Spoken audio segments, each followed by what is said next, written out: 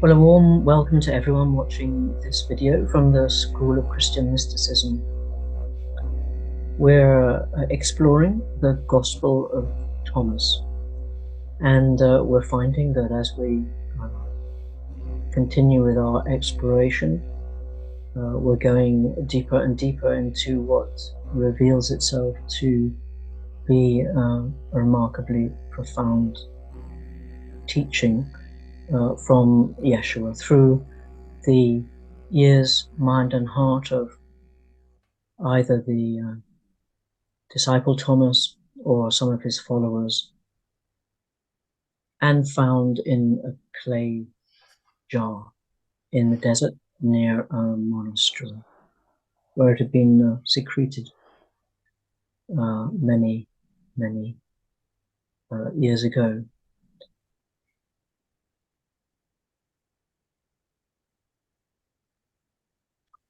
So this morning on this video, we're going to listen to the verses which we're exploring this time, and we're using this version, the Gospel of Thomas, translated by Jean-Yves Leloup. And the verses we're going to be exploring today are verses 34 to 39, and they fall on pages 25 and finish on page 27.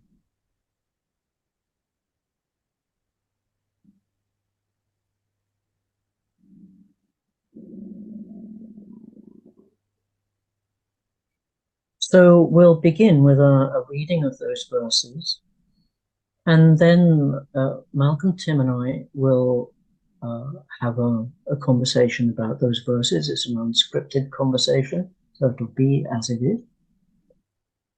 And in that way, we bring our minds, as they are this very morning, to this material, just as a light might strike and the object, an image, so these words will strike our mind, and we'll just offer that. And then we'll read again, and then speak then from the heart, from the depth of meditation.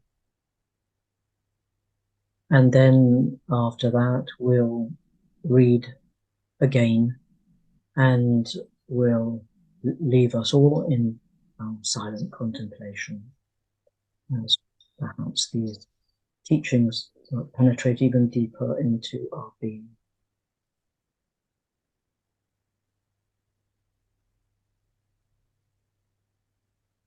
So let's begin, and with the reading, and I think, Tim, you'll start us off. Okay.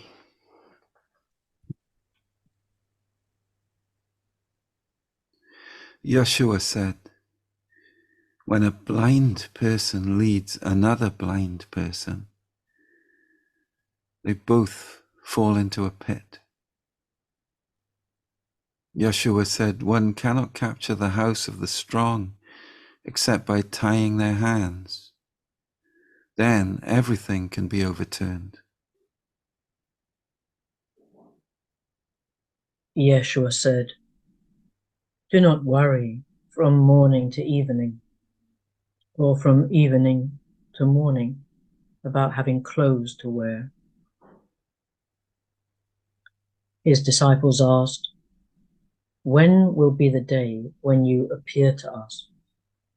When will be the day of our vision? Yeshua replied, on the day when you are naked as newborn infants who trample their clothing. Then you will see the Son of the Living One, and you will have no more fear. Yeshua said, often you have wanted to hear the words I speak to you now. No one else can say them to you, And the days will come when you seek me and do not find me. Yeshua said, the Pharisees and the scribes have received the keys of knowledge and hidden them.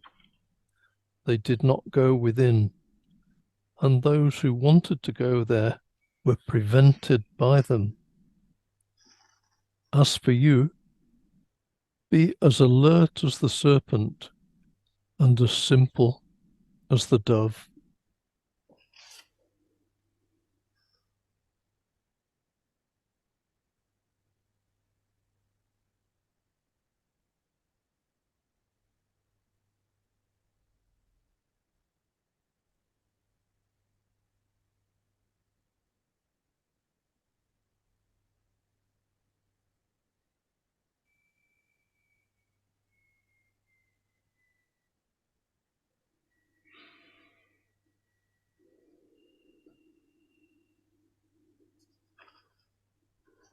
The last verse there about the Pharisees and the scribes preventing people to go within is very directly and literally relevant to around here, actually, because the place I go to worship is very contemplative. There's a lot of silence and a lot of quite explicit turning inwards, as we do here, really.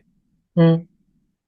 And there's a church not far from me, an Anglican church, where the priests there actively warn people not to go to the place that I go Really? because it's contemplative, which they seem to believe is dangerous in some way. Yes. So Yeah. that it directly speaks to what's said here, and it's still exactly the same. Yes. Yeah.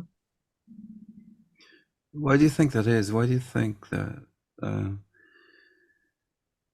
the Pharisaic mentality, that, as you say, still continues within our churches? Why do you think it's so afraid of contemplative prayer and of turning in? I mean, one thought is that if people are turning in and getting the truth in that direct kind of unmediated way, then it reduces the need for priests to tell people what the truth is. It's an actual threat to their power, I think, in one way. Mm-hmm. I mean, some of them quite genuinely believe that it is dangerous if you, as they see it, empty your mind, then the devil can get in. I've heard Yes. people actually say that kind of thing. Yeah. Yeah.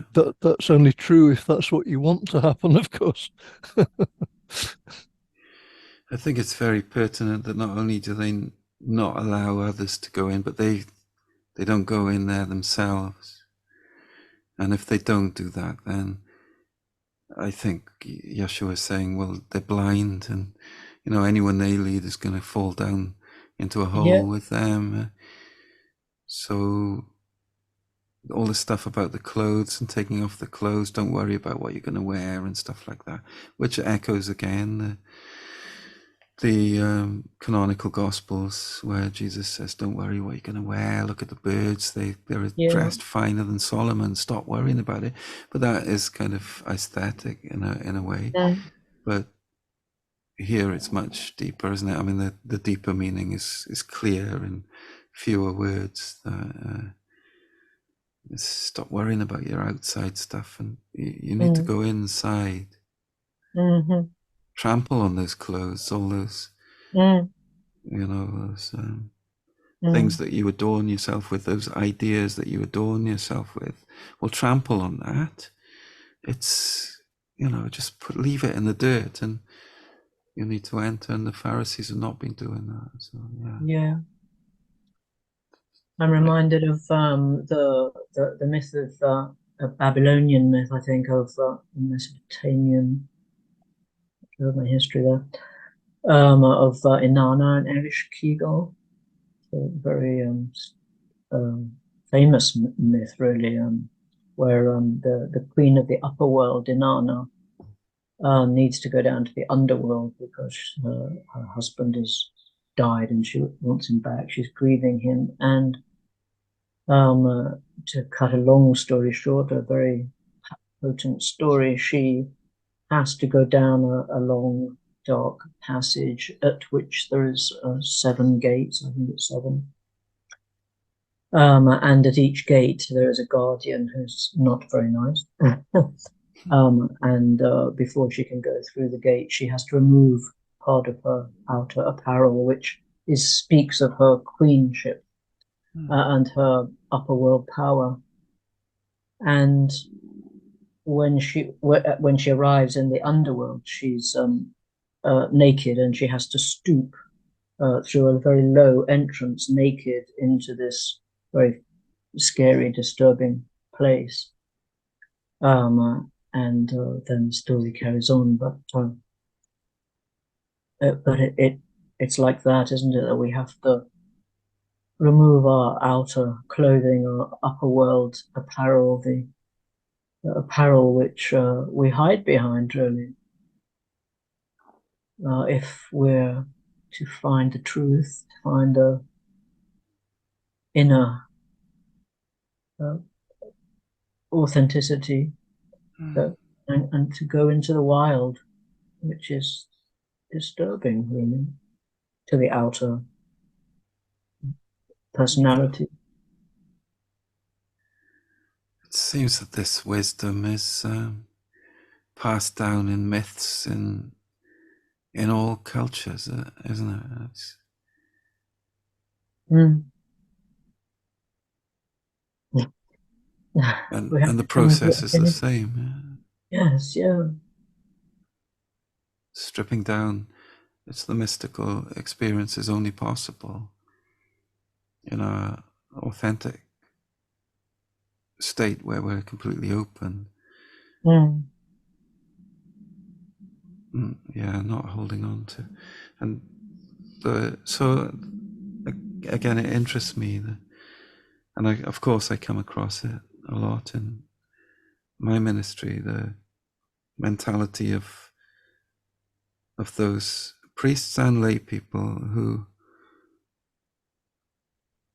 are so suspicious of mysticism, as if it's some dark secret that nobody should engage in because it's too dangerous and they'll be sucked in by the devil or something like that. And yet, the church professes to be following Christ, who leads us to those to the inner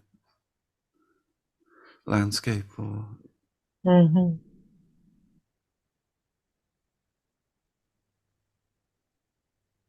Yes, I don't know what could be more explicit than the kingdom of heaven is within. Yes, yeah. Although it's within and without, according to Thomas. Yeah. Which, of course, it's all in all. Yeah. Yes, yeah. Yes, when the guidance originally came through about the School of Christian Mysticism, that there was a kind of wall in the church, which that idea was greeted with of a kind of certain amount of interest, but then a sort of the sort of the portcullis was put across. I think mysticism is dangerous, really. I think it's subversive, and it is. It's wild. We had that lovely Rumian morning prayer this morning of the dervish, the wild man, Shams in Rumi's life, for example, and totally subversive, burning or drowning the books in the well, Yeah. anything predictable is or forget predictability. That's certainly my experience of mysticism or life through a Yeah. mystical lens. Really, that what do you expect? Don't forget it. Really, forget expectations and how things are going to turn out and how one's going to be and how other people are going to be. Mm. That's not to say that external worship is wrong in some way, is it? It's No. No. external worship is perfectly valid in its own context, and I'm sure we all take part in. Well, I know we all take part in external worship and ritual, Yeah. but it has to be for me within the context of what's going on internally. It points internally, and to remain in external worship and just stay external is absolutely futile. Mm. Yeah. It's purely sensual then, isn't it? It's purely expressive. But as we enter worship more deeply, then I think it naturally lends itself to opening the door Yes. to silence and to Mm-hmm. deep contemplation. Yes. Either we go there or we just put down the worship and go off and I don't know, do stuff that is completely materialistic. Yes. But there's no point in the worship then if that's the case. No. I think external worship experienced and viewed mystically is again in morning prayer. That's how we're interpreting readings, isn't it? Mm. And the actions in worship. Um, I think it is very inspiring and um, exciting, really. Yeah. I'm reminded of two of in the history of the church how disturbing the idea was of years ago. I don't know when of the Bible. You know, at one point the Bible was only read and interpreted by the priests, wasn't it? Nobody else could read or even had access to scripture. Mm. And what a dangerous thing Hmm. was when the common people could actually read it for themselves. Isn't that the case historically? Yeah. Yeah, it was not translated from Latin for a long time into the language of whatever nation the people lived in. For those reasons, I think. Although the reasons could well contain what Malcolm was saying about the loss of power, and because obviously if you've got an educated class of people called the clergy who have the whole of Scripture tied up within what their control, then you have an enormous amount of power. It seems hard to believe that people who spent much of their lives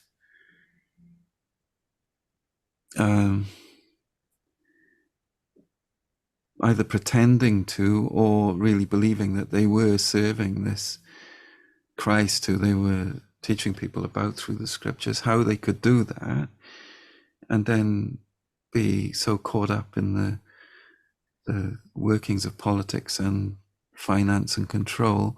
It's hard to believe that could be the Mm. case, and yet it appears that Mm. has been the case. Mhm. Not that the church is purely been that materialistic entity controlling people, because the loving contemplative following of Christ has been carried through despite everything, and is here today. So, and it was monks in the 1960s, I suppose, and 70s that really brought a lot of the contemplative prayer out of monasteries into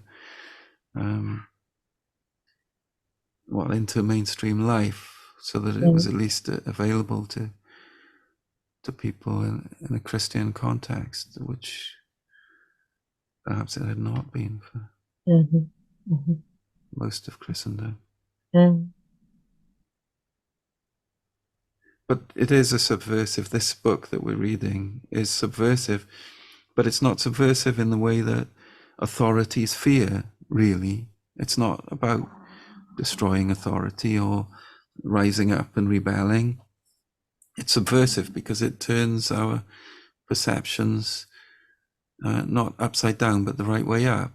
It's from kind of or like fearful thinking, which spawns the need to control and so on. It's turning it the other way up, because we see that that's futile, and we begin to see our nature, our true being. But I think that it's really the fact that the Pharisaic kind of mentality is not going in. That's the thing. It's not going in. So therefore it's afraid of everything. Yes. But I still just don't understand how that can be, because you then get professional, like priests and stuff, living their whole life in a lie, and somehow they don't realize they're in a lie. Yeah.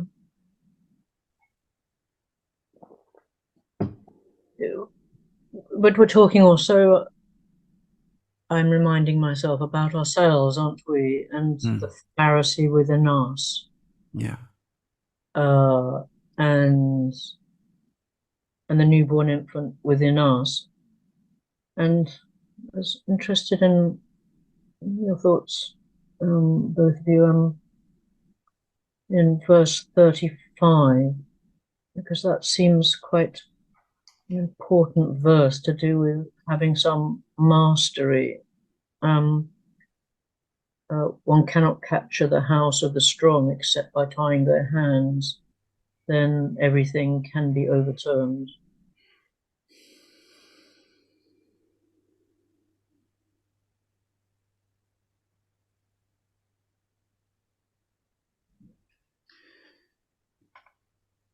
It must have to do with tying the hands of our blind selves, of our of the Pharisee within us. Because otherwise it's the ego is in control. It's like you can't overcome it, you can't walk around it, you can't get over it or under it. It's there. So tie it. It's the way that it controls you. Tie its talons. Yes, yeah.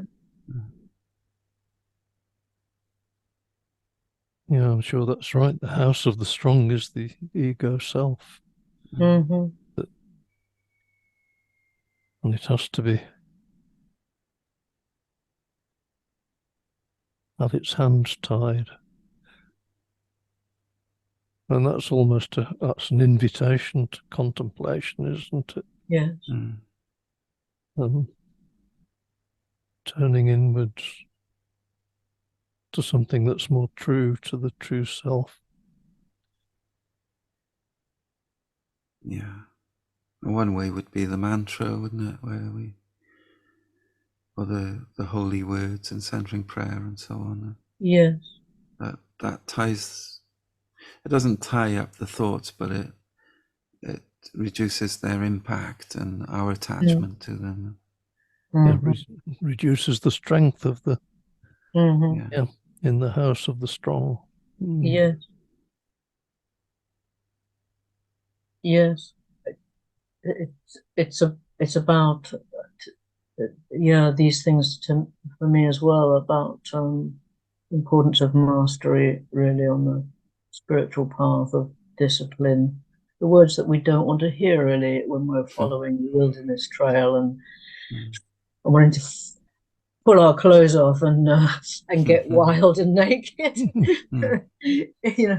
Kind of the kind of whole thing of, can we sit down and contemplate? Can we have we the willpower really? And really about highlights, I think, for me about that process of our practice of first of all concentration. Like, can we bring the unruly egoic mind to a point? Because if we can't bring it to a point, we can't go much deeper with it. We can't find stillness then, right? And that is a discipline, and it's an even greater discipline to bring that into everyday life, not just sitting down twice a day. Yes. But in daily life, it needs great watchfulness, doesn't it? Great mindfulness. And that is a discipline. It's like watching out for the wild beasts as you go into the wilderness. If you don't do that, you get eaten. Yes.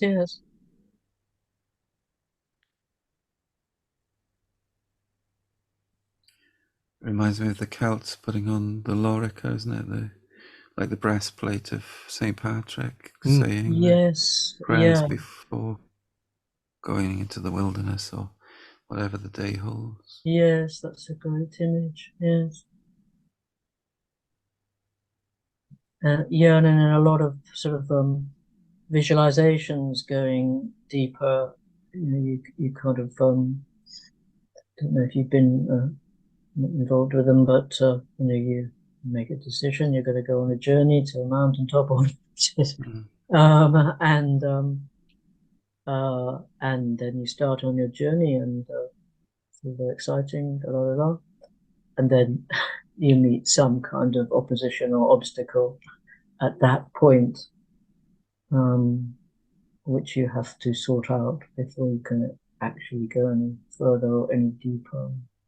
It's those obstacles, isn't it? That the hands need time of them.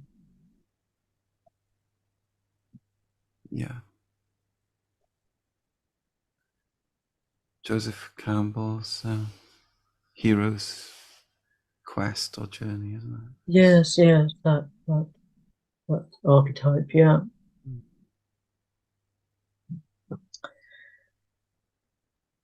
I'm wondering if perhaps now would be a good time to go deeper ourselves, and to read again, and then we'll just see what comes up from the heart.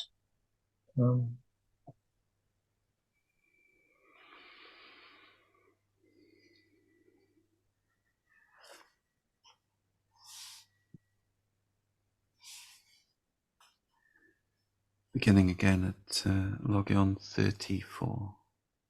Yeshua said, when a blind person leads another blind person, they both fall into a pit. Yeshua said, one cannot capture the house of the strong except by tying their hands. Then everything can be overturned. Yeshua said, do not worry from morning to evening, or from evening to morning about having clothes to wear. His disciples asked, "When will be the day that you appear to us? When will be the day of our vision?" Yeshua replied, "On the day when you are naked as newborn infants, who trample their clothing, then you will see the Son of the Living One, and you will have no more fear." Yeshua said, "Often you have wanted to hear the words I speak to you now. No one else can say them to you, and the days will come when you seek me and do not find me." Yeshua said, "The Pharisees and the scribes have received the keys of knowledge and hidden them. They did not go within, and those who wanted to go there were prevented by them.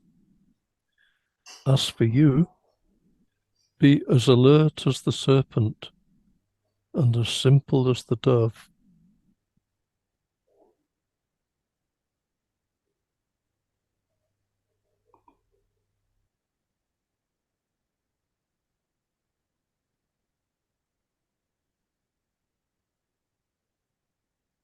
Often you have wanted to hear the words I'm speaking to you now. No one else can say them to you.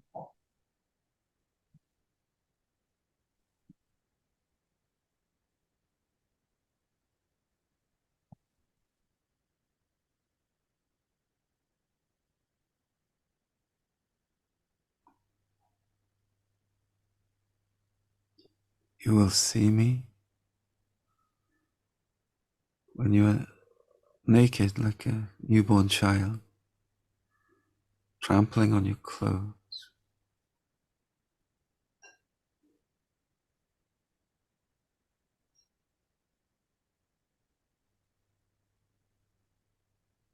Be as alert as the serpent and as simple as the dove.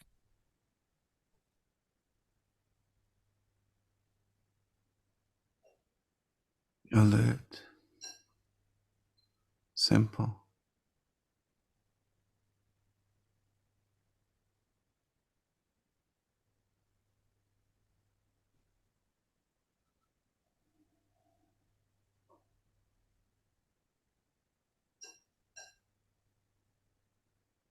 Only I can say them to you. Listen.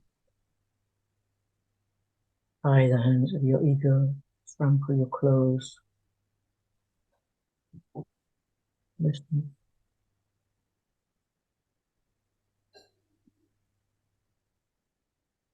Then everything can be overturned.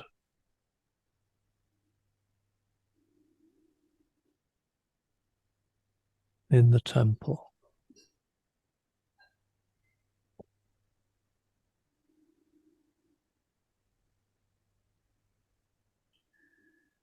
They do not go in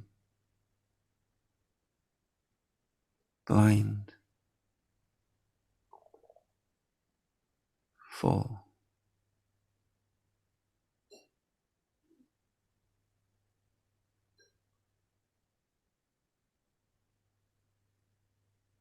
So sad when everything can be overturned. And the voice of one crying in the wilderness can be heard.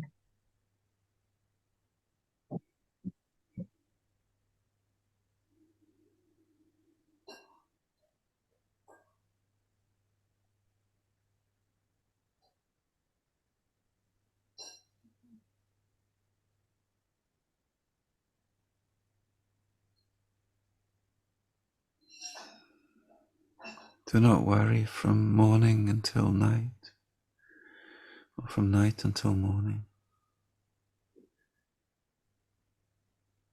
about what you're going to wear.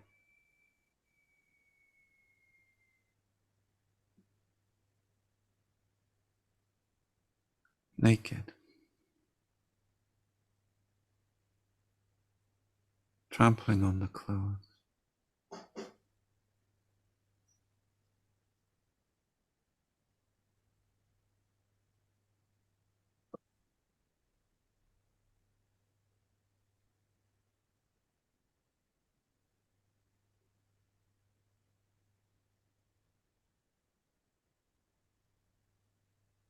worry.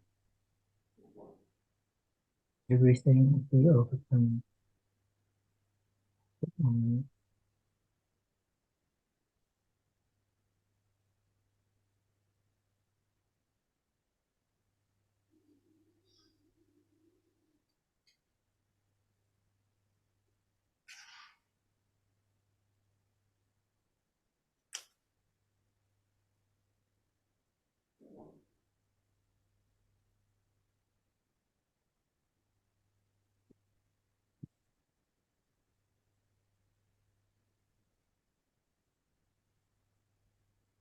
Often you have wanted to hear the words I speak to you now. No one else can say them to you.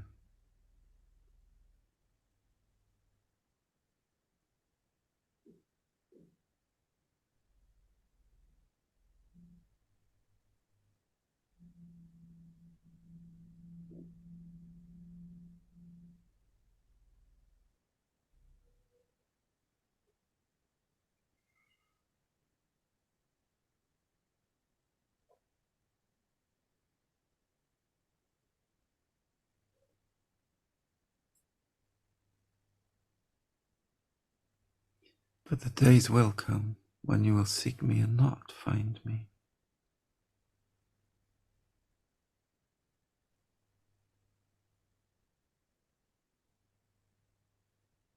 Tie the hands.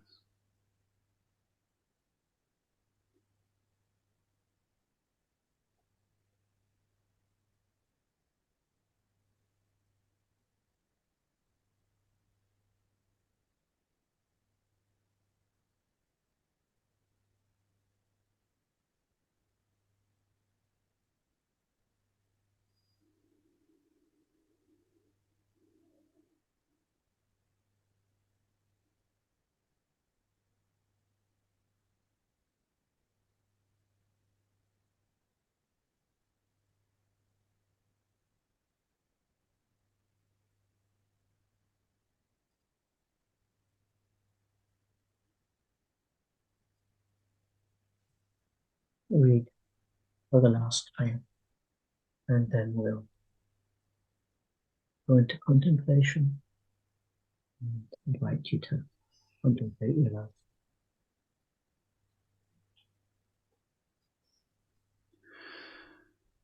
Yeshua said, when a blind person leads another blind person, they both fall into a pit. Yeshua said,